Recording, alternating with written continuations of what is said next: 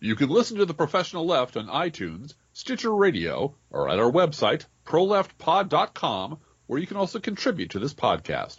There's a PayPal button at our website, or you can mail us a letter and or contribution at P.O. Box 9133, Springfield, Illinois, 62791. This is the podcast for March 30th, 2018. It's not safe for work. Coming to you live from the Cornfield Resistance, where our sponsors are 100% boycott-proof. It's The Professional Left with Driftglass and Blogiversary.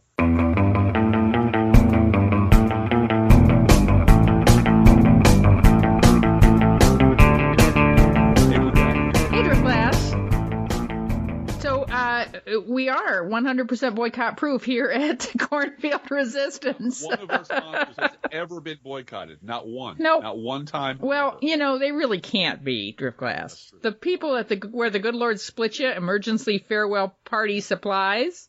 They're good people. They're good people. They can't stop the business. It just keeps coming. And, we're going to see more departures apparently. And so they have the cakes, like you said, on the big long conveyor belt heading straight to 1600 Pennsylvania Avenue and giving everybody a cake all the time. So they're working on some breakthrough technology there. They're creating like a Mobius strip cake, which on one side says "Welcome to the White House" and the other side says "You're fired." And it just, whatever bite you take out of it, it just tastes like shit no matter what. That's it. Yeah. It's just a shit sandwich. Yeah, but our sponsors never boycotted, never will, because they are imaginary. Yes. I also want to mention, I want to toot a horn, take a little executive time, as our president calls it, to point out that tomorrow is my 13th Blogiversary. Happy Blogiversary, Driftglass. Are you having a fundraiser at your blog? Hell yeah, I'm having a fundraiser. Good. Oh, hell, my God, yes. Today I saw Andrew Sullivan trending on Twitter. It's like Christmas for you when that happens. I saw Glenn Greenwald turning into, I saw the best minds of my generation. Oh, jeez. Or the worst. Glenn Greenwald is now David Brooks. He's become David Brooks. He's now writing about tribalism because every argument about, well, aren't you the same kind of shit stain, look down your nose, everyone who disagrees with me is an asshole person that you're criticizing Sam Harris for being? Yeah. And his answer is, tribalism is an ugly thing. Wow. You're fucking David Brooks. Congratulations. Because that's always your go-to position when you are a monumental fucking hypocrite. When you just... it's all tribalism. Yeah. And when you literally are everything you accuse everyone else of being all the time. Well, isn't that what Matthew Dowd did this week, though, too? Yeah. It seemed like there was like something in the water out there. Matthew Dowd was just declared it to be silly for people to pretend that basically the Republican Party is not synonymous with Trump supporters. They're the same thing, which is exactly... We've been saying that for 3 years now. Well, it is exactly the opposite of what he was saying less than a year ago, 9 months ago, 9 months ago. He was saying there's a clear distinction between Trump supporters and Trump voters. Uh-huh. One's a subset of, arguably crazy people, but the other voters, they're good people. They're good people. And pointing out to him that was flagrantly wrong, incredibly stupid, that a chief political analyst, thank God your job isn't like chief political analyst, because that's really stupid. I mean, even a plumber or a chimney sweep saying shit like that would be dumb. But man, I certainly hope you're not the chief political analyst for like a major network, because that's insane. And pointing out that the idea that these people just appeared out of nowhere or just precipitated out of thin air with the arrival of Donald Trump is stupid. These people created Donald Trump by existing at a critical mass in the Republican Party that you helped fucking create. Yeah. And for pointing this out to him rather bluntly, he blocked me. Yeah. And, I get all the time. Glenn Greenwald blocks me for pointing out the fact that he tends to lie a lot.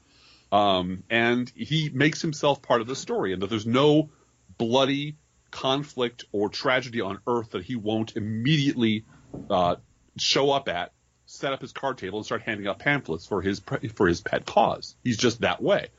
And last but not least, Andrew Sullivan, trending today for his article in the New Yorker on IQ, racism, and liberalism, or race, IQ, and liberalism. He's going back to the eugenics. He is going back to that over and over again. I don't understand why, though. I really don't. Fucking British Tory. I know, but he believes in it. He believes in it. He believes in a superior. There's a planet on which his intellect reigns over all. His race. Yeah. His race. And it's because he's a white British male. And yeah. He did not. It really, watching him reluctantly come to the belief that America had a civil war. Yeah. And it was about race. And it was about slavery. And that we never really got over it, that those wounds are still there. That is something that he just wouldn't admit. Well, Driftglass, I do want to say, though, that I do understand party loyalty. I do, too. I understand wanting your side to win and wanting your side to succeed. Mm-hmm. And I sat down on the day after the election when I was devastated, mm-hmm. heard Donald Trump say, we're going to do a good job. Mm-hmm. We're going to do a good job. And I said, okay, he's president now. We got to give him a chance. Maybe he will hire good people because good people do want to work in the Oval Office. They do want to, and I may disagree with every single policy he makes. I'm not a Republican. I don't believe in Republican policies. Mm-hmm. But maybe he'll pull this off by realizing, okay, I wasn't expecting to win, but I'm going to call people. I'm going to connect with people who know how this is done. There are people in the Republican Party who love governing, who love running things. Mm-hmm. And we'll make this happen, and he can be a figurehead president, like a lot of presidents have been. I mean, no president's been this. Not all presidents were totally engaged neck deep in policy wonking. No. That doesn't happen all the time. But you have a group of people around you, even if they're lobbyists, you have a group of people around you that want the wheels to turn, right?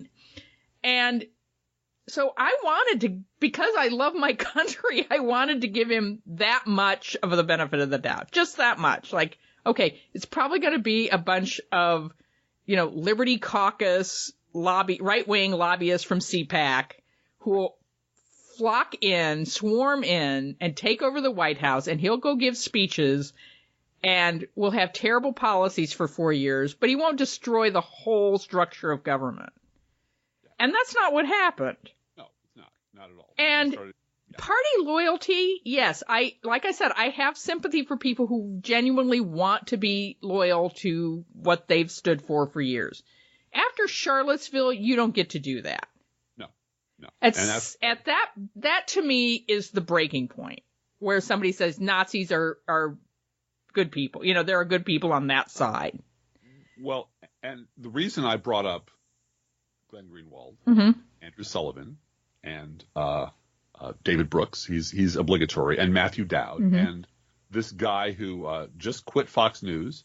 Oh, yeah, who has an editorial in the Washington Post today. Who has an editorial in the Washington Post. Ooh, yeah, I read that. He's a retired Army officer and, worked in the Pentagon, was an intelligence officer, and may I just to flesh it out for people that haven't read it, he said in this op-ed at WAPO, Fox News refused to have me on when we were talking about Trump Russia because I refused to toe the party line at Fox.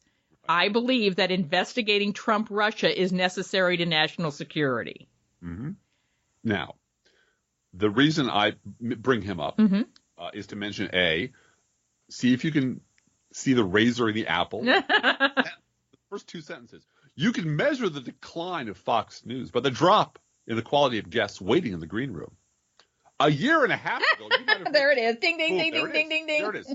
Now, and I sent him a tweet, which he will not respond to, of course, because no one responds on Twitter to non-blue checks. But I pointed out that, so you just fucking noticed that Fox News was a dung heap, a lying, hypocritical, racist dung heap 5 minutes ago. Yep. And your job in the Pentagon was what now? Yeah. Oh, that's right. You were like an intelligence officer. Yep. Thank God intelligence officers don't involve like noticing things. No, because your job was to lie on Fox News. Yeah. And you got paid a lot of money to do that. And you were okay with 99% of the lies that you were asked up because that was your team, man. That was your team. Mm-hmm. But then they got you to that one thing, because it always gets worse. With fascists, it always gets worse. It's always going to go downhill. Because that one thing that you couldn't tolerate, and you left on principle, fuck you, you have no principle. Yep. And said, oh my God, 5 minutes ago, Fox News turned into this horrible thing. A year and a half ago, it was great. It was wonderful. I enjoyed working there. But, 5 minutes ago, they just lost their goddamn mind. Now, what does this guy, and Andrew Sullivan, and Glenn Greenwald, and Matthew Daff, and Mika Brzezinski, all have in common? They all get paid for this. They all get paid an enormous amount of money, and they're all horribly, horribly, horribly wrong, each in their own individual category. But they fuck up, they shit the bed, they make fools of themselves, and they lie about the fact that they shit the bed. They lie about the Republican Party. They lie about shit they said last week, and they cannot be fired. They cannot lose their job. This is something that Tom, I can't think of his name, the 20 committee guy, was going around and around on Twitter a couple of days ago about the fact that he was angry. I suppose you just want all conservatives fired from the New York Times. Brett Stevens and Barry Weiss, make shit up. And he was like, well, basically, that's how fascists think. You want to silence people who disagree with you. And the argument going back and forth was, no, I want people who don't lie to get off the editorial page. And he just wouldn't hear of it. Yeah. I'm like, well, wait a minute. By that logic, Bill Kristol should still have a job at the New York Times because no one should ever be fired for anything ever if you're a conservative. Now, that's on one side of the ledger. On the other side of the ledger, there are writers who are blacklisted. Yeah. And I'm one of them, who cannot get a paying gig anywhere writing for anybody, no matter what. So that's why I'm doing a fundraiser, Blue Gal. And I think that's the thing to do, is do a fundraiser. Hey. Because the social experiment that was blogging, I mean, part of it is writing, part of it's thinking out loud, and part of it's getting your opinions clear, and part of it is interacting with readers and listeners and so forth. But part of it's a social experiment. Like, if we on the left just persist in being right for long enough, eventually... And write well.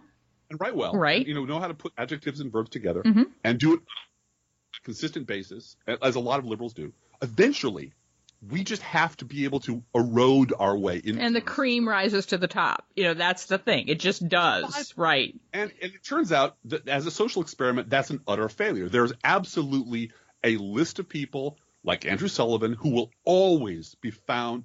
Someone will always find a way to put money in his pocket. Right. But Driftglass, I think part of that, I don't mean to interrupt you. I think part of that is you and I are wired differently than a lot of people. And not, you said social experiment. I don't think you and I are terribly social people.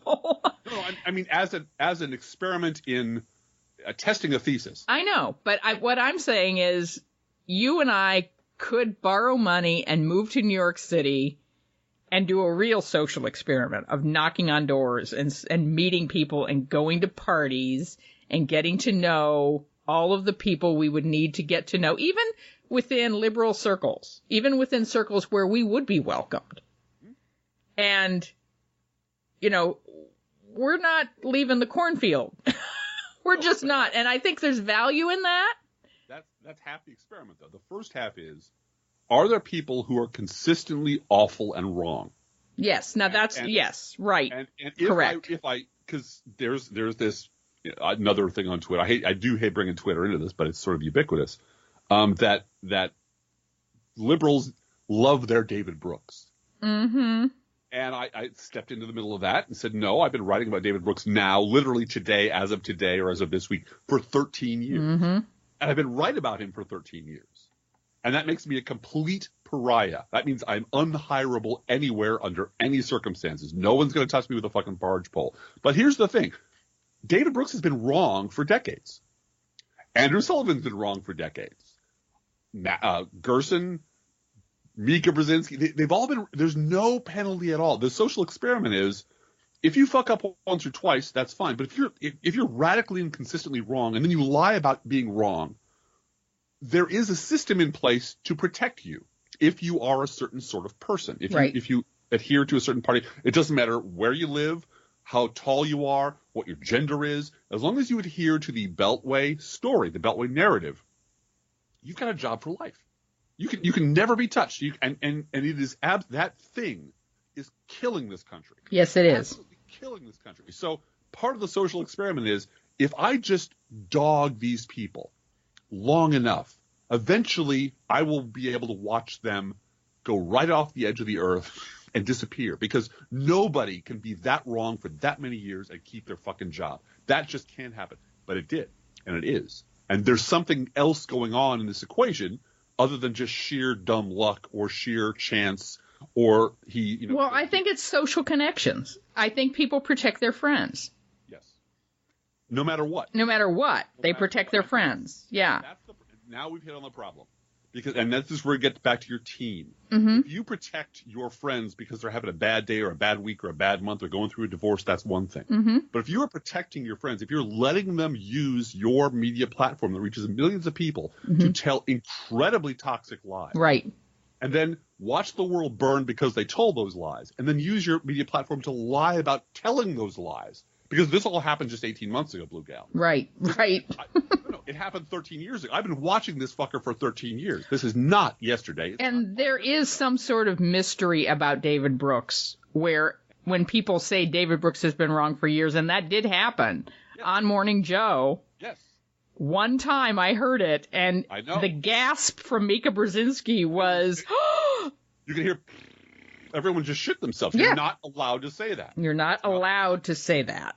So if you are involved in an enterprise where you're not allowed to tell the truth, where you protect people who lie constantly, when you enrich people who lie constantly, and when their lies fall apart, you lie about the origins of those lies. And you do it from behind closed doors at a network or at a newspaper.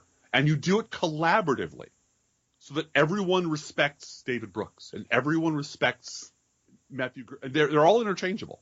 Yeah. Then you are dealing with a conspiracy. There is a conspiracy about David Brooks, for sure. For sure.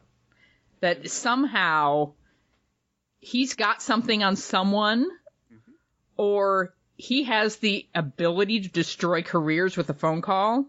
And maybe he's done that with people and we just don't know it. But something's happened where people give him an undue, and I mean that in the sense it is not due to him in a visual way that you and I can see. An undue amount of deference. And they keep adding to the list of things that he gets to do. Yeah. They keep giving him plaudits and they keep giving him gigs. And they just made him like an Aspen Institute, fellow or whatever, yeah. And it is mind-boggling, because then you expand that circle out and you realize that all these people, it's not about going to New York or D.C. and knocking on doors. It's that these people all live in the same gated universe.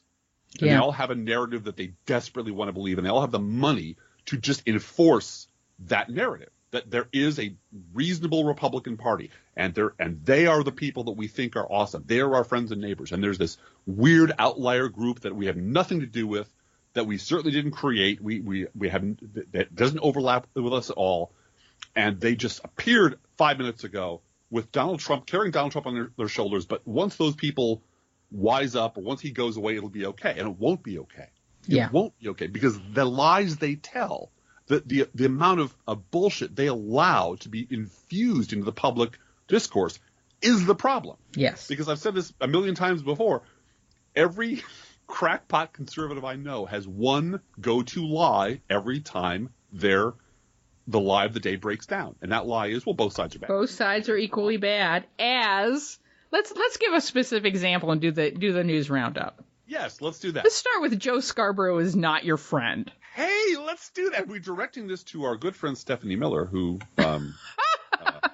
keeps putting him on her show. Well, treating him, we've disagreed in the past, but now we're all together on this whole Trump thing. No, he's not your friend, Stephanie. Yeah. He's trying to find a way out of the corner he has painted himself into. Which is writing Donald Trump's speeches for him. Yes. And spending a year and a half excusing Donald Trump. Well, right now, even as we speak, at the very top of the page at Crooks and Liars, there's an article by Francis Langham entitled, Mika says Democrats should take notes from Trump voters. I got my notes right here, Mika. Yeah, I got it right here. I hear good things about that writer. I got 3 years of notes on how her show coddled Donald Trump. Yeah. And, but even as much as that was bad, and I'll quote her in a moment, the both-siderism in the guise of calling out Trump voters. Right. This is the thing. This is, again, razor in the apple time. Mm-hmm. They had a discussion this morning, Friday morning on Morning Joe, of yet another Trump supporter panel, saying, we think that the Trump Russia is a witch hunt. If only they would give Donald Trump a chance to succeed. He just wants to do great things for the country. I believe that Hillary Clinton stole uranium and made Russia a nuclear power. Sure. She does that. What is Silk and who are those African American ladies? Diamond and Silk. Yeah, went on Fox and Friends to repeat Sean Hannity conspiracy theories about Uranium One today. Yeah. And they loved it. Not a year ago. Not a year ago. Today. So here's this Trump voter panel. And Mika says Democrats didn't listen enough to these blue-collar voters during the election and put their heads in the sand. And that's why we're here today. That's why we have Trump today. Yeah. And they better take notes on these Trump voters because they hid away from these Trump voters, and they better take notes. Translation. Yeah, it's not my fault. I didn't listen. I didn't do anything. Right. I was hiding out in Joe Scarborough's jockstrap. Right, and buying shoes at Barney's. Yeah. I chose not to listen to any of these. I chose to pretend these people. There were these liberals at the window pounding on the glass, screaming for us to pay attention to these fucking lunatics. Stop having Donald Trump phone in interviews. That was, just don't make him that important. And she was taking personal phone calls from him. She was taking, during coverage, there were hot mics offset of her telling him what the questions we're going to ask you next. Yep. It's all about access. So here's the deal. Joe disagreed with Mika.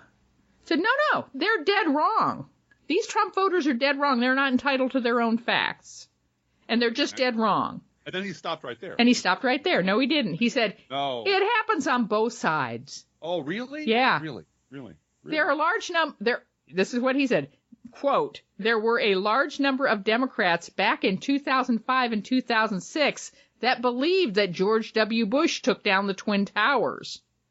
Uh-huh. And here's part of the conspiracy. Yes, they had a right to believe that, but they were ignorant and they were wrong. Uh-huh. And so I went through and made a list of all of the elected congressmen who believe that George W. Bush took down the Twin Towers. How long a list is that, Blue? 0. Oh, 0. That's right. Nobody got elected. Nobody at any level got elected or nominated. Right. Who believed that? No. How many people do you suppose on the Republican? No. How many left-wing liberal blogs banned people who believe that from their comment section? Pretty much all of them. Almost immediately. Yep.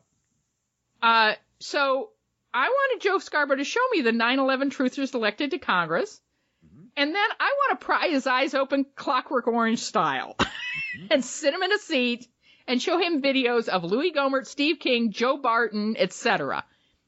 If I can't do that, if that's a bridge too far, I'd like to just make him watch Chris Matthews' interview with Peter King from 2013, in which Peter King, Republican congressman from New York, said that the reason the government was about to shut down in 2013 was that there were 30 or 40 birthers in Congress orchestrating a government shutdown to delegitimize Barack Obama. That was why we were going to have a government shutdown. To be fair, Blue Guy, those birthers were on both sides of the aisle, right? No. Oh, no, they weren't. They weren't. All in one fucking party, weren't they? Nope. You know what?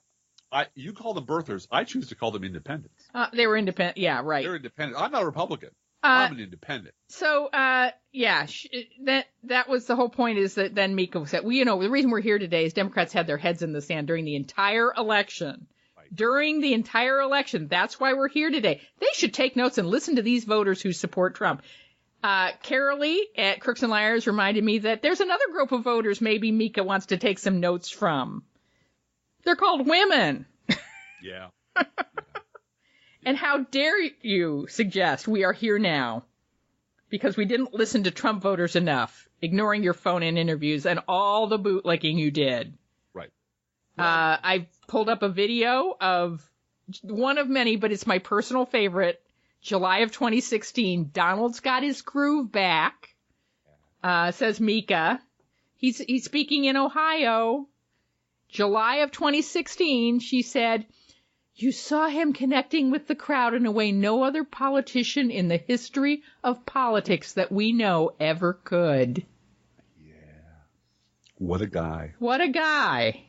Wow. And that's out of context, but it doesn't matter because I could go on and say, he connects, she said. He connects with the people. Mojo back?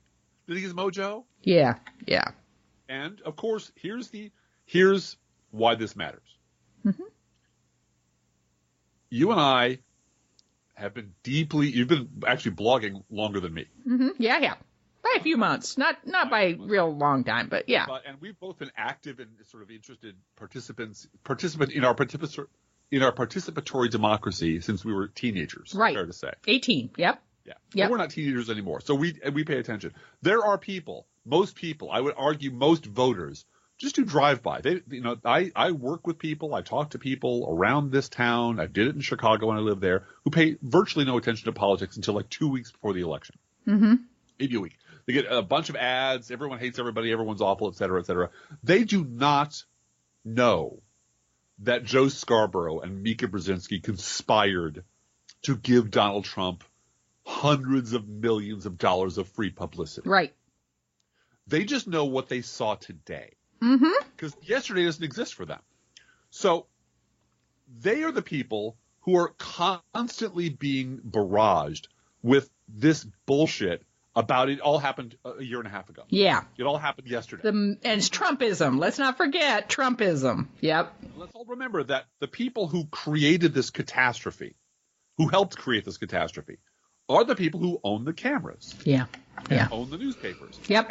And they are the ones who are absolutely dead set against letting anyone inside the perimeter who will point out that this has been going on for decades. Yep. Yep. That I can, and this is why having an archive is handy, because I can go back 13 years and I can pull up year after year after year after year. You can watch the march of time. It's like being in the time machine, and with Rod Taylor watching the dresses go up and down in the George Pal version of the time machine. I believe it was George Pal.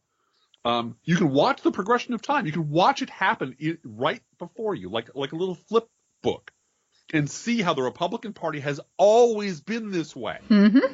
And how the same people who keep apologizing for it and swearing that it's not them, that it'll fix itself, that the Renaissance is right around the corner, and anyway, Democrats are just as bad, have been telling that same fucking lie for decades. Mm-hmm. And the end result of that is millennials vote at 3% in our Illinois primary this year. Yeah. Yeah. Because they believe the system is fucked. That both sides are terrible. The corrupt duopoly is a disaster. Everyone is equally bad. Politics itself is beyond redemption. I'll just walk away. That's a win for the Republicans. Yes, it is. Every time. Every time. Someone out of the political process and say, don't even bother checking the labels. Everything's terrible. Mm-hmm. That's a win for the Republicans. And the people who control the cameras, that control the microphones, that control the newspapers, that's their game. So, Driftglass, speaking of controlling the microphones, let's talk about Laura Ingraham for a minute. Let's do that. Because she controlled a microphone this week. This is the march. I mean, we haven't even talked about the march, which was last Saturday. It's hard to believe. I know. About, what did they say? Maybe 800,000, but only 300,000 if you were watching Fox News? Yeah. Well, a couple of dozen if you were watching. Junior Dude went to the March for Our Lives in Washington, D.C. He took there was a busload of college students from Augustana College who went overnight and spent the day listening to the speeches, and he said it was an hour wait for porta potty. I'm not surprised. Look at the revolution, my friend. That's why you have a pee jar. Yeah. Well, he did all right. And I think it was life-changing. He wants to go again for the next protest. I said, next protest? I don't think there's going to be any more Washington protests. You'll have to just give up. Can I tell you one brief aside and we'll get right back to this? Yeah. A woman I work with who works with the local Springfield organizers, the high school organizers of that local version, they came back to her afterwards and said, what next? Yeah. What can we do next? We love this. We love being involved. They love it. That's the thing. People that age and up until their 30s, hell, up until their 70s, want to get involved. They want to. They want to make a difference. Absolutely. They really do. And killing that in them is unforgivable. It is unforgivable for political power. But we've learned that people are willing to do anything, even apologize in the spirit of Holy Week. The spirit of Holy Week. For political power. You're willing to say that. You let those words come out of your mouth or out of your Twitter stream. They're talking about Laura Ingraham now. Yeah. In the spirit of Holy Week, I'm going to, and I do understand why people doubt the existence of God, because she wasn't struck down with a lightning bolt at that moment.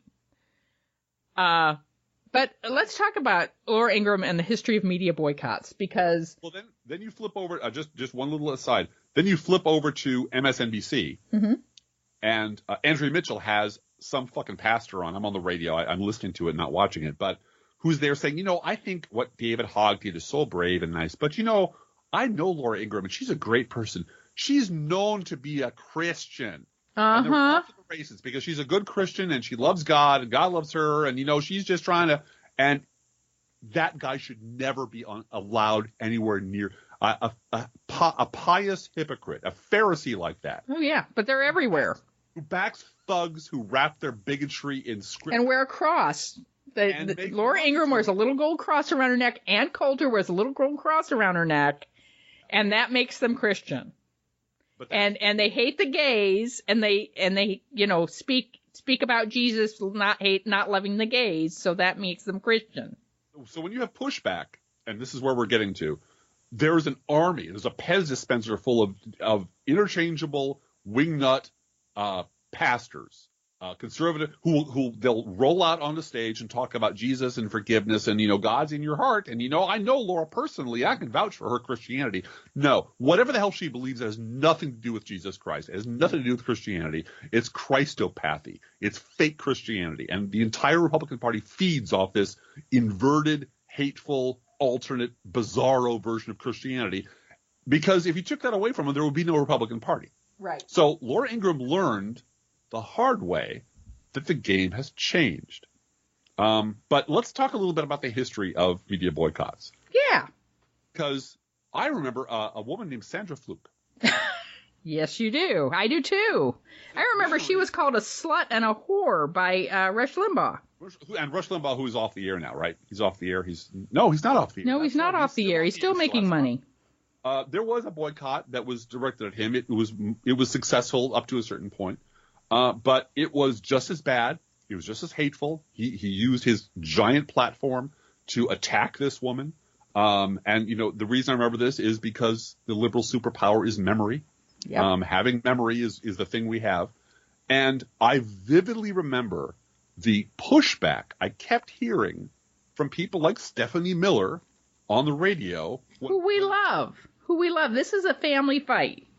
But you get to the point where, okay, we can shout and scream and wave our hands. That's great. We can call Rush Limbaugh a lying, racist gas bag, but we've been doing that for 20 years, and he's still there. He still runs the Republican Party. Apparently, none of this doing nothing loudly, waving your hands loudly, does no good at all. So where does it hurt? Oh, it hurts in the wallet. And so people started talking about boycotting Rush Limbaugh, and that was when liberal radio said, wait a minute, wait. Let's not get crazy here. Let's not get crazy. Because if you boycott Rush Limbaugh, his sponsors will go, well, radio itself, talk radio itself is so controversial. Let's just pull our ads from everywhere, and we take their money too. So but Driftglass, I think that's a valid argument from the standpoint that radio is a weaker medium these days than television. I agree that it's a valid argument, but then don't turn around and tell me to march. Don't turn around and tell me to do the other things, because there is one thing you know for a fact that will actually bring the monster down. Well, and maybe you don't, and you have to tell us whether you want to bring the monster down or not. Maybe you don't want to bring the monster down, because that gives one, I'm going to be generic here, because I don't necessarily lack sympathy for the livelihood argument. Nope, I don't okay. Believe me, I don't either. I'm going to push back a little bit on this, because the livelihood argument matters. Having voices like Stephanie Miller's on a national scale as much as possible matters. But I agree with you that we shouldn't come to this in a begging way, right? On the other hand, I now see why you aren't invited on MSNBC. Yes. Because the right wing is just as capable of staging a boycott of a specific person that would have you on. Yep. And perhaps that is David Brooks' superpower. Perhaps he has the phone numbers of certain advertisers and could talk to his friends at General Mills or whatever. And you say, don't sponsor that. They're mean to me. Maybe that's his superpower.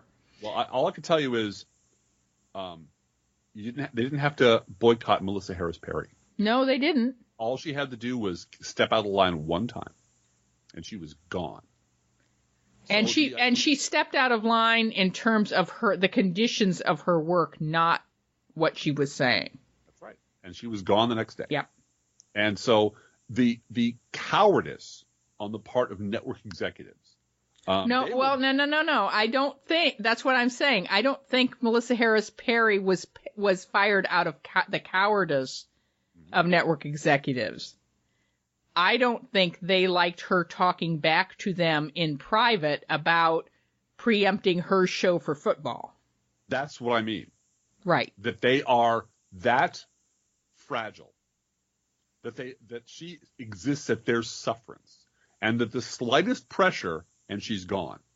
Okay. Whereas you can heap all the pressure you want in Sean Hannity. He's not going anywhere. And Fox News will go down with the ship before they give up Sean Hannity. And yeah, that's true. It's real easy to fire liberals. Yep. It's real easy to fire liberals. It's apparently nearly impossible to get rid of.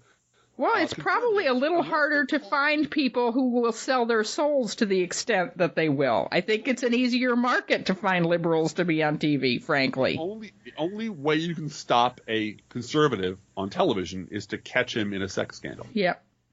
Or saying the N-word. Yeah. Yep. Because Bill O'Reilly was an absolute monster for years. Yes. And every time there was any action taken against him, all that Fox News would say was, look at his ratings. Look at his ratings. Look at his ratings. Then he got busted being Mr. Grabby Hands and having to pay out $30 million, was it? Well, that was the thing. It was costing him. Again, it's the conditions of your employment. It's not what you say or who you are. The conditions of his employment were just getting too expensive for the network. And he had to go. And when it became public how much they were paying, then all of the affiliates, all of the other shows, everyone else knows how much this one guy is costing in terms of budgeting. We have to budget these millions of dollars to pay off people that were being abused by him. Right. All of which makes the argument, but let me just take this one step further. All of which makes the argument they don't care about anything but money. Right. Well, exactly. That's their business, is money. The only way to change what you see on television is by threatening their finance. Right. Going after their money. You cannot change the lineup on Fox News by being right. Right. By proving them wrong. By showing that Sean Hannity's a fucking liar every night of the week. And if someone, and there are certain things that are so antithetical to the bottom line that they do immediately go, I agree with you. You know, a rape, saying the N-word, being overtly racist. Although, let's face it, Bill O'Reilly did the motherfucking iced tea. You know, I was so surprised to walk into a black restaurant and they behave like human beings. Oh, my God. Well, Judge Napolitano lied on the air, lied constantly. Yeah. The FBI and the British Secret Service came back and said, son of a bitch is lying. And the penalty for lying on a news network on Trump's behalf is 30 minutes in a penalty box. Yep. And you get right back on. There is no penalty because the only thing they care about is the bottom line, which leads us to Mr. David Hogg. Yep. And David Hogg is a smart, telegenic, young white male. Yes, he is. And I do believe that if David Hogg was a black man, this boycott would not be happening. We would be hearing a word about it. It wouldn't have gone as swiftly, where massive numbers of advertisers are pulling out of the Ingram show. Honestly, if you were that, it would be Black Lives Matter. Yeah, exactly. And exactly. Getting away with calling them a domestic terrorist organization. Right. And right. Yada, yada, yada. Yep. And part of it is she punched down a little too hard on one person who has 650,000 Twitter followers, right? He does have a social media presence. And everyone else on the right did too, because their reaction is always the same. If challenged, destroy the challenger. Right. Just right. nuke them online. Make sure there's nothing left. And they picked the wrong fight with the wrong demographic. Right. They did because that's where the future consumers of America are, right? And what is a cool product? Who is determining what a cool product is? Not that he's endorsing any products, but he is the future of this country. He is disendorsing products. Yes, he is disendorsing products. Exactly. Let's look at the list of advertisers. And he did it very kind of, I think, innocently. I don't think he realized what he was shaking up by doing that, because he did change history when he did that. He changed the trajectory of how we now do political activism against right-wing media. If it's his generation doing it, and let's also give credit to the gay rights movement, who really took on their role within big companies as employees and as valued talent to say, maybe you shouldn't piss us off because we're here to work and we're giving our talent to your company and making a profit for you. And now it's time to pay us back with backing us up on marriage equality. And the whole thing with Georgia, when Disney just said, we're not putting up with this.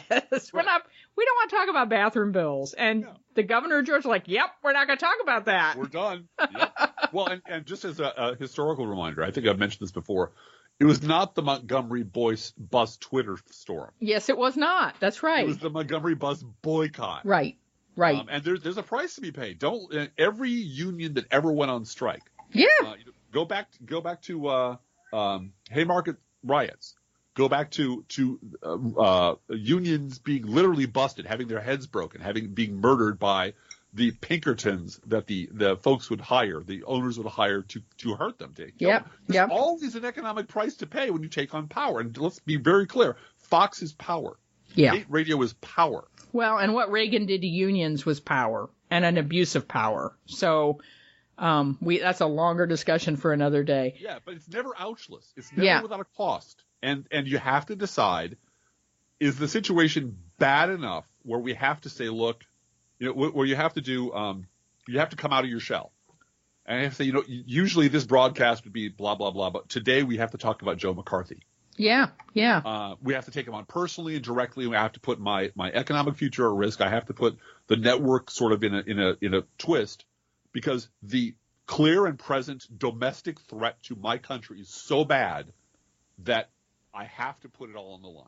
Yeah. And we've reached that place. And there are people who are on our team, and there are people who ain't on our team. Yeah.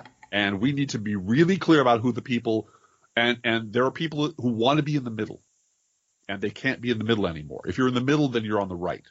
Yep. Yeah, exactly. If you think you're in the middle, you're on the right. You want to talk a little about Rodney Davis? Bring it down local? We could bring it down local. I don't know how we talk about it, how we talk about what's happening when it's the police. Stefan Clark, there is a march going on in Sacramento right now. He was shot in the back 6 times. The bullets hit him 8 times, I believe they discovered.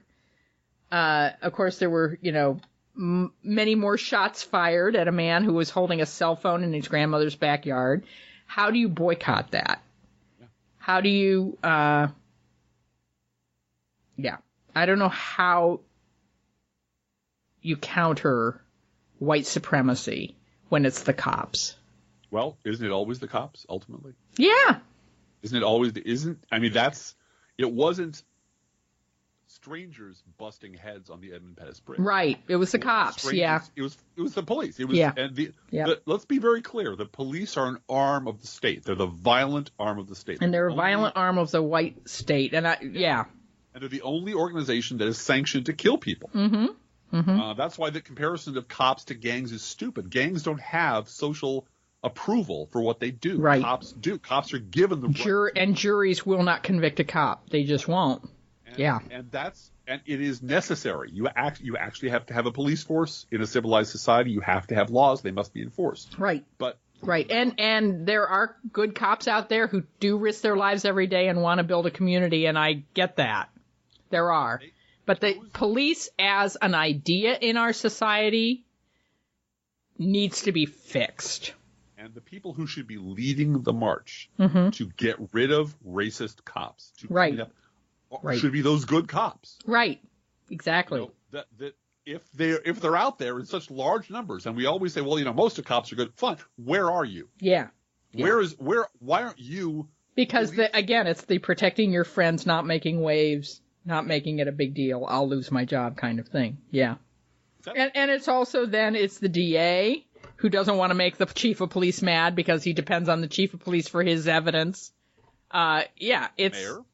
And the mayors. And again, this like guns, like gay rights, like schools, the one thing that makes me laugh more than anything that's said on television is when it's, Democrats really don't have any ideas. Yeah. And it's like, really? A lot of ideas. A lot of ideas. They just happen to be common sense. Police shouldn't shoot unarmed citizens. Everything you just named is a function of government. Right. And everything that happens in government is a function of elections, of the people you choose to lead government, the priorities you set when those people decide a budget. So the only way to fix this, then, is to get involved locally and elect people who will hold police accountable. That's a hard row to hoe. We've been doing it for a long time. But you keep working at it. And it's a tragedy. It makes me so upset that we don't seem. I'm one person. I get very frustrated that I can't be in Sacramento right now. Right. Screaming at everybody. And part of me knows that there are people like us in Sacramento. Oh, exactly.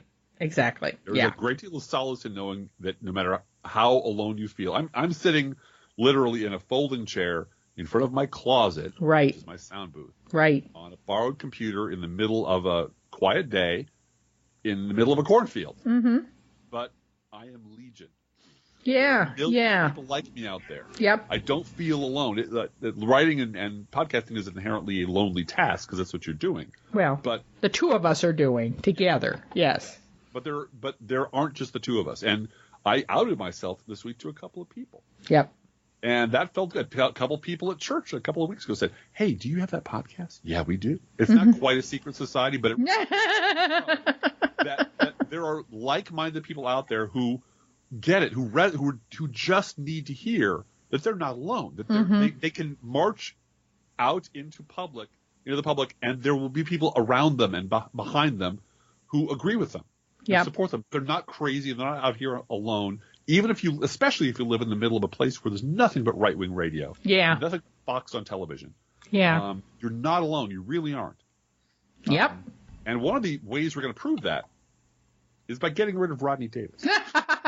Please tell us about how we're going to get rid of Rodney Davis, who is our representative. Let me give a little bit of background. He's our representative. He has blocked my ability to comment on his Facebook page. He does not believe in town halls. And he is a whip for Paul Ryan. And his most famous whip effort was trying to take my kids' health care away. Yeah. And then having a beer afterwards. And then fumbling around and sweating and looking like the deer in the headlights because people didn't like the fact that he was taking their family's health care away. Yep. And repeal, replace. Well, you voted for that 72 times when Barack Obama was president. No, you never actually have to do it because you're a fucking coward. Mm-hmm. Now you actually have to govern, and all you don't do is want to get rid of it. What's the plan to replace it? And the answer is always just him shitting himself and looking really bug-eyed on camera, and then changing the subject because he's a moron. He has no answer to that question. He is one of the dumb ones. I mean, one of the helmet-headed car salesman type, low IQ, and I mean that in the way Donald Trump tried to call another congresswoman low IQ. Some of these guys really are low IQ. It's just dumb people. He knows how to repeat, the 9 top talking points, and he knows how to not offend it. And that's what he's trying to do this time. Yeah. He is not happy with the omnibus budget package that his party negotiated, that his president approved of, that his people put together, that his people passed, and that his president signed. Mm-hmm. And now he says it sucks because you know why, Blue Cow? You know why? You know why it sucks? No, why? Both sides.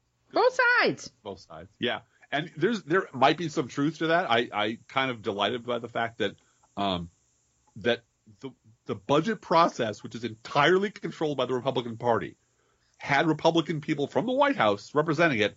And when the bill came out, apparently with the approval of the people who the White House had sent to negotiate, Donald Trump found there was no money in it for his stupid fucking wall. Yep. And just said, I hate this bill. I hate it. I'm not going to sign it. I'm not. All right, fine. Fuck you, I'll sign it, but I'm never going to sign it again. And just pouted. He didn't have a signing ceremony. He didn't do his stupid little 5-year-old holding up his poo-poo picture. Look, I signed it. I'm a big man kind of thing. And that's what – and Rodney Davis wants to shrug that off as the fault of both sides. Isn't it a shame, Blue Gal, how the extremes on both sides? Rodney Davis is a middle-of-the-road kind of guy. He just wants to run right up the middle and please, please, please let me keep this job because I'm not really qualified to do anything. And the Republican Party that he hopes to belong to is about to be burned to the ground. I hope so. There's nothing else for him to do. And he's responded to the overwhelming demand for town hall meetings. It's been very clear by saying that he has no intention of holding town halls ever again. Yeah, he doesn't believe in them. Because he talks to constituents all the time. So why hold town hall meetings? It doesn't make no sense. And he is just and at a certain tactical level, there's nothing he can do. He can't run on his record because he has no record. He can't run on being bravely opposed to the excesses of Donald Trump because he was the whip of the worst legislation that they tried to ram through. He's a funder. He's a fundraiser. And he's just trying to say, please don't notice me. Just let me slide through on just being your buddy because we went to the same high school together, right, pal? And I don't think there's enough goodwill left in this district to let him get away with that shit ever again. And the woman who's running against him has a rather mighty political machine behind her now. Yep.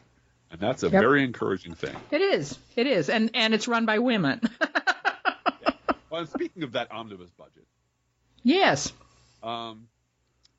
Apparently Donald Trump has started to tweet photos taken in 2009. And claiming that they're the start of our southern border wall. No, this isn't. Did he just Google wall and come up with this one and it didn't have? Yeah, I don't understand how he just doesn't have anybody working for him. No, that's the thing. Yeah. I think he Googled wall and came up with a picture of Ken Wall, who was an actor, I believe, and tweeted him for some reason. He's just an idiot. But yeah, he went through the now he's going to start talking about. First of all, he's ordered his meatheads to stop talking about Mexico. Mm-hmm. We're not going to do the call and response anymore. Now, I have everyone and their brother in the liberal universe has, and Mexico will pay for it as their fucking ringtone. Right. I'm swearing a lot today. I apologize. I have extraordinary faith in the pliability and the stupidity of the average Republican voter. Yeah. They will simply be told that never happened. And there's they've already made up whole accounting mechanisms by which Mexico will pay for the wall, including, I heard one directly aimed at me. Well, we're just going to tax all that money that people send back to Mexico from working here illegally. Yeah, there's a whole bunch of scams. Wait, you're going to take the money that they get paid under the table and tax it. Yes. I thought. This is how Trump University was run. Yeah. I'm trying to figure out how they think they're going to do that, and the same meatheads believe it. So yeah. I have infinite faith in the average Republican voter's ability to now that they're completely lobotomized, to just pretend it never happened, or it was a joke, or we'll figure it out, or look, Benghazi. Well, what about our emails? Mm-hmm. They're never going to admit that they're that stupid, because what alternative? At that point, they really do have to put rocks in their pockets and walk into the ocean, because they're not really able to be functioning human beings in our society anymore. And they're never going to admit that. So they're going to find some workaround why that didn't count, or didn't really mean it, or was a metaphor, or whatever. But the way he plans to pay for his big dumb fucking wall is by taking food out of the mouths of soldiers. Yep. And that, because you know what? And I'm quoting now, the military is now rich. Yeah. Yeah, they're now rich because we gave them all this money, just threw money at them, so they're rich. Tax money. Yeah. Our tax money. And that's how he thinks of money. It's if I have a bunch of it, it doesn't matter where it came from. I stole it. I ripped it off little old ladies. I ripped them off a dead guy. I took his teeth. It doesn't matter. I'm rich now. I laundered it for the Russian oligarchs. Yeah, now I'm rich. That's all that matters. I'm rich. So the military is rich now. And that's a slap to one side of your face. But, soldiers will turn the other cheek. And when they turn the other cheek, what will they see? They will see David Shulkin. Yep. Who was hired 5 minutes ago to run the VA and then fired via Twitter because he decided he would stand in the way of the Trump administration trying to loot the place by privatizing the VA. Yep. And he's being replaced by Donald Trump's personal physician, his White House physician, who thinks Donald Trump's in super great condition. Donald Trump, according to Ronnie Jackson, is 12 feet tall, 110 pounds, can run like the wind, has a sweet musk to him, and will probably live to be 1,000. That's great. And he might be a really great guy, but he's never run anything larger than a pancake house. And they're going to give him the most dysfunctional department in the entire government, with hundreds of thousands of people to supervise and myriad problems. Because Donald Trump cares so much about the military that he's going to take their money away and give them someone who can't possibly meet their needs, and then blame it on Barack Obama, apparently. So the question is, how stupid are Republicans? Pretty damn. Well, I don't know about stupid. They're willing to tell themselves anything to save face and maintain power. But when conservatives, when Republicans in the military who have members of their family who are veterans. Well, this is the thing, though. This is what Malcolm Nance says. He said, this is not going to happen. Mm-hmm. You can't, the legislative process and the budgeting process, this money that's going to the Pentagon is earmarked for very specific things. And if you think that, I don't know, Archer Daniels Midland's contract with the military and, name some military contractors. Morton Thiokol. Right. Boeing. Yeah. If that they're going to go, oh yeah, you can shave off 10%, Donald, for your wall, no problem. Yeah. These contracts are dollars and cents that are contract. That's why it's called a contract, Donald. I know you don't believe in that you have to live up to any contract that you ever signed, and then you just don't sign them. That's another good way to get out of it. Right. But these are military contracts. This isn't just, he just thinks, well, they're rich now.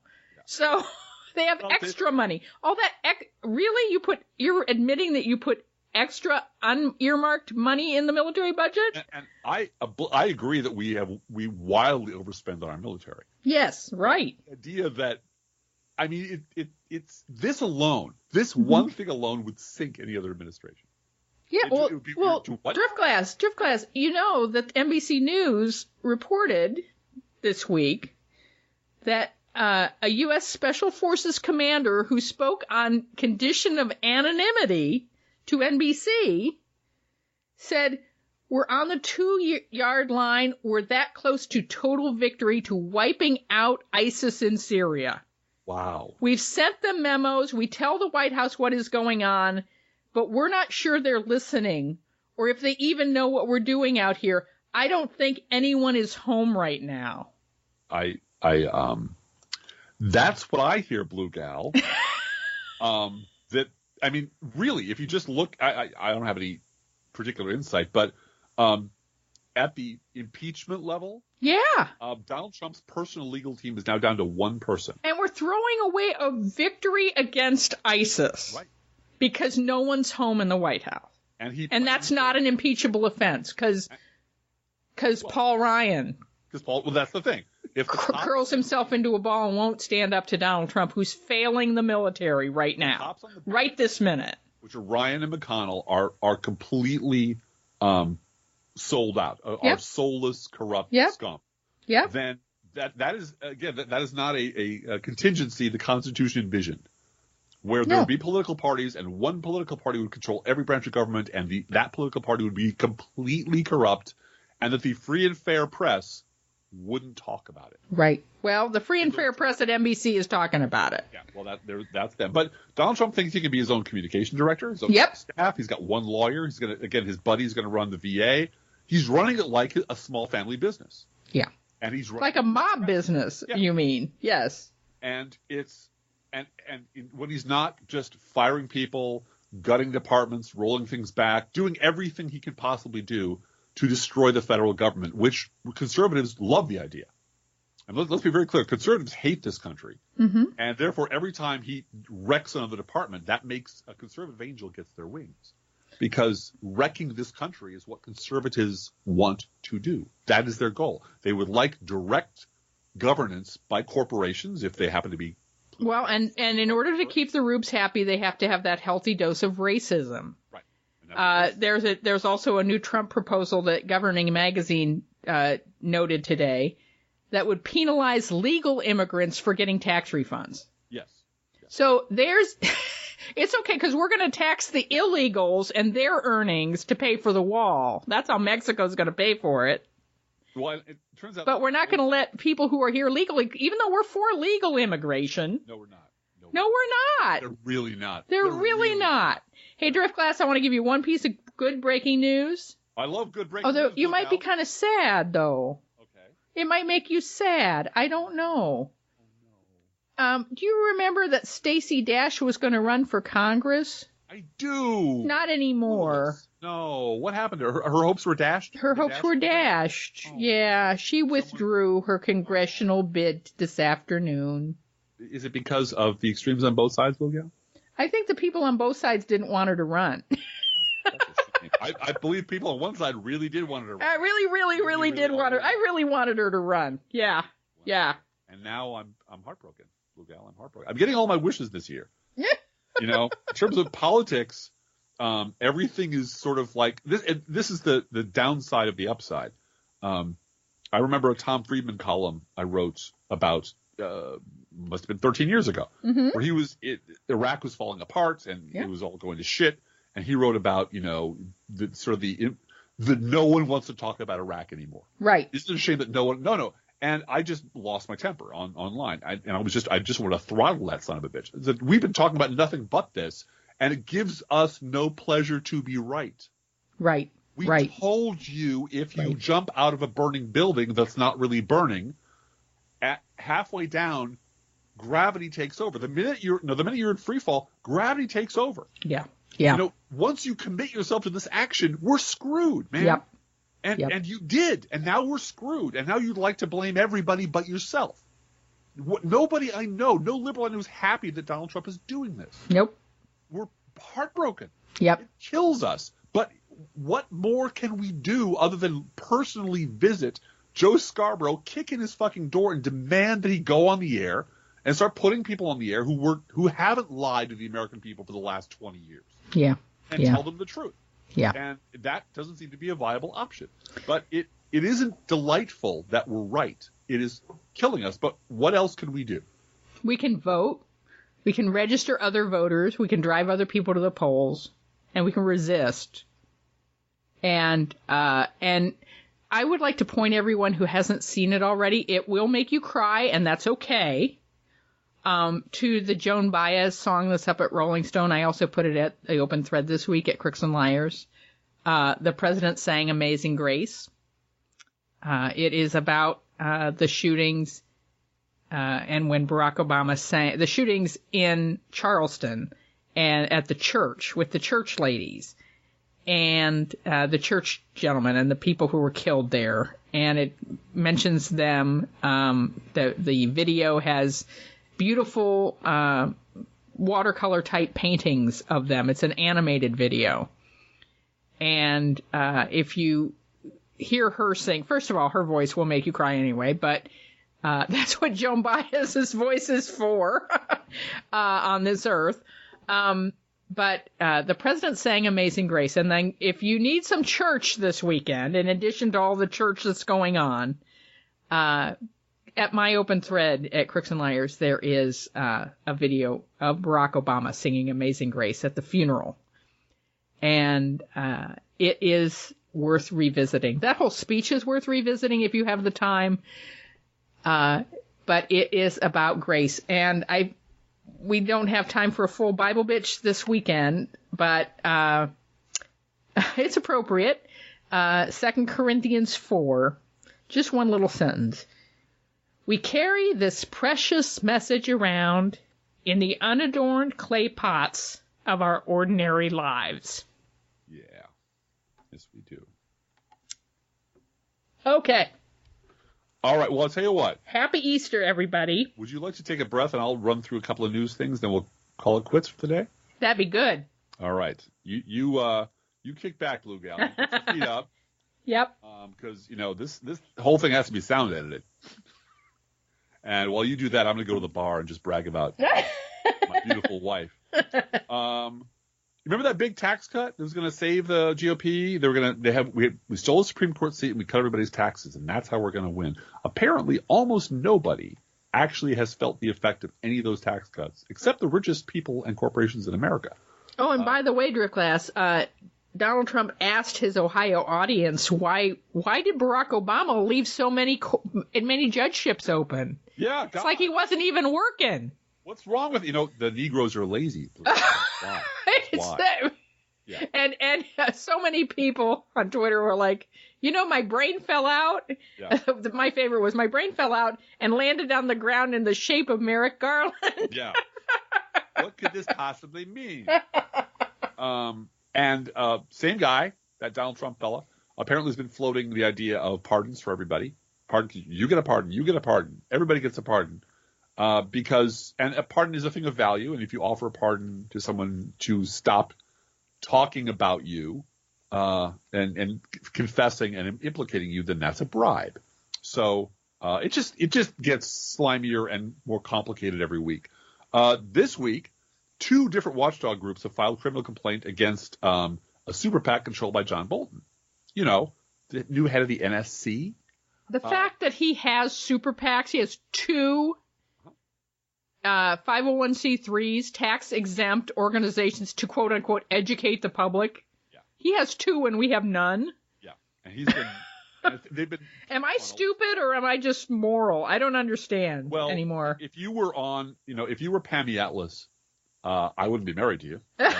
I'm glad I'm married to you. I'd be podcasting against you. But yeah, he's had 2 puke funnels out there for troweling out his incredibly warmongery, racist nonsense. Right, direct mail. And made a fortune off of it. And apparently part of the problem is that those organizations might have violated a law that prohibits foreign countries from tiptoeing in and fiddling with our elections. Mm-hmm. But, hey, I'm sure he'll be a great national security advisor.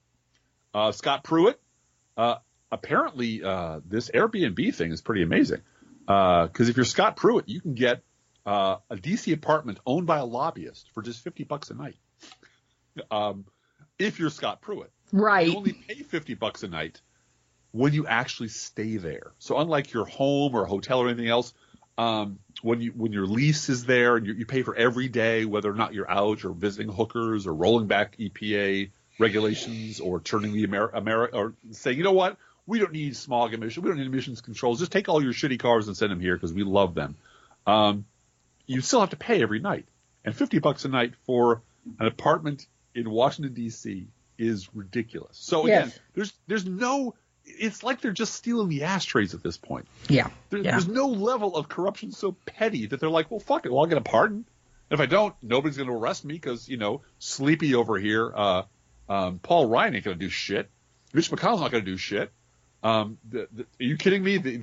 Jeff Sessions, I own his ass. Yeah. I can get away with murder. It doesn't matter what I do. At one point I'll have to resign, but who cares? I'll walk out of here with a bunch of loot on my back and fly by. No one's going to catch me.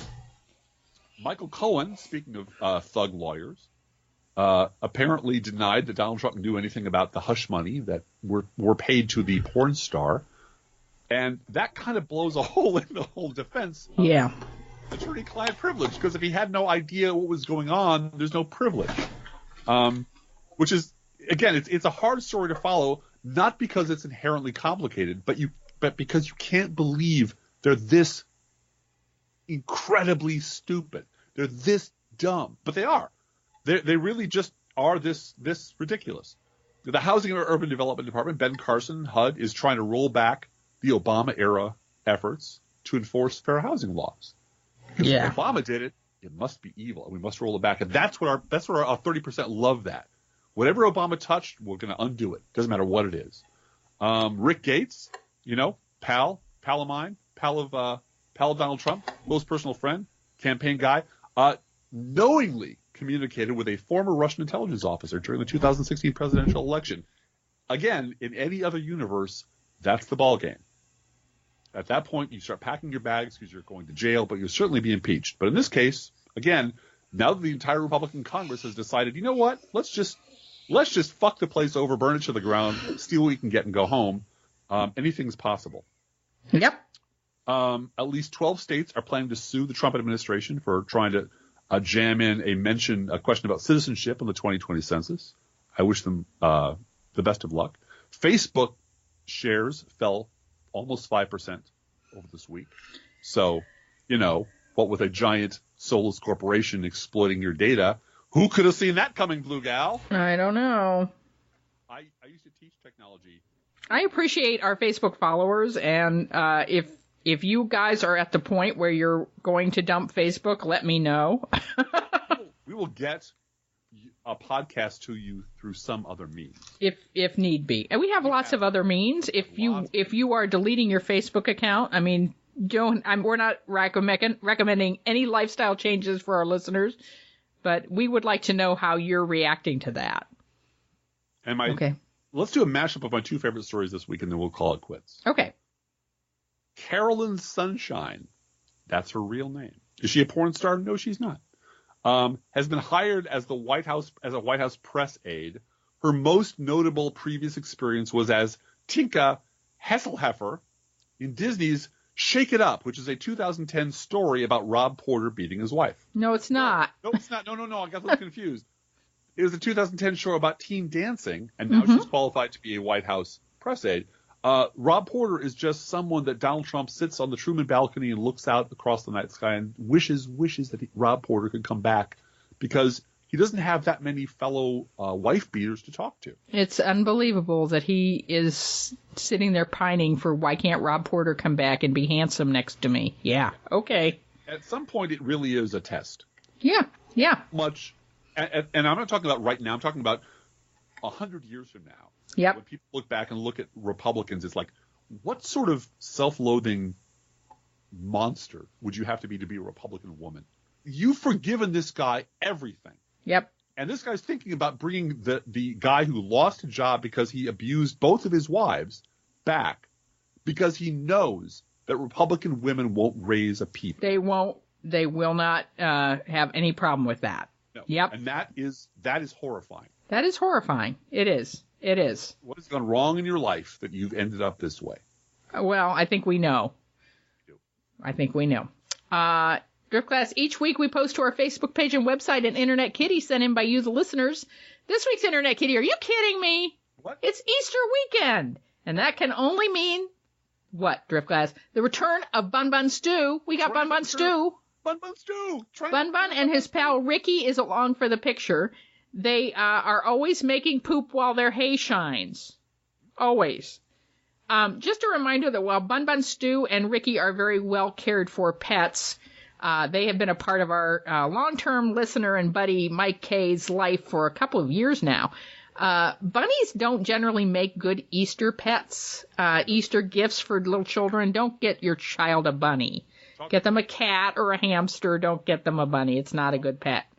And get them a stuffed animal bunny if you want to celebrate Easter with a bunny. That's the best way to do the bunny thing. We do recommend against getting bunnies at Easter. It's not a good idea. You can send your Internet Kitty to us at our email address, proleftpodcast@gmail.com, or you can also write to both of us. Feel free to write us. We love hearing from you. Be aware that if you write us at any of our addresses, we reserve the right to read your email or U.S. Postal Service. Go, Postal Unions! Letter on the air unless you say otherwise. Don't forget our gourmet coffee guideline. If you can afford to buy an espresso-based beverage for yourself, buy one for us. This is not charity. This is our job, and we love seeing those $5 contributions come in. That tells us that you're listening and you care, and we appreciate it so much. Approximately 1% of our listeners support this podcast with a contribution, and you can too. See our website, proleftpod.com, for details, both our PayPal, postal information, GoFundMe, which I'm now using to pay off some medical bills that I have. What else? Patreon. All of it. It's all there at proleftpod.com. Please share our show on Facebook or Twitter, and thank you for doing that. Hey, Driftglass, how are the Internet Kitties doing this week? Oh, look, the Internet Kitties would rather hunt for bunnies and chicks than for eggs, and they wish a happy Easter, a happy Passover, and a happy spring to everybody. Let's think about living. Let's think about loving. Let's think about the hooping and the hopping and the bopping and the loving, lovey-dovey. Let's forget about the wine and the crying, the shooting and the dying, and the fellow with a switchblade knife. Let's think about living. Let's think about life. Professional Left podcast is recorded under a Creative Commons license. Copyright 2018, DGBG Productions Incorporated.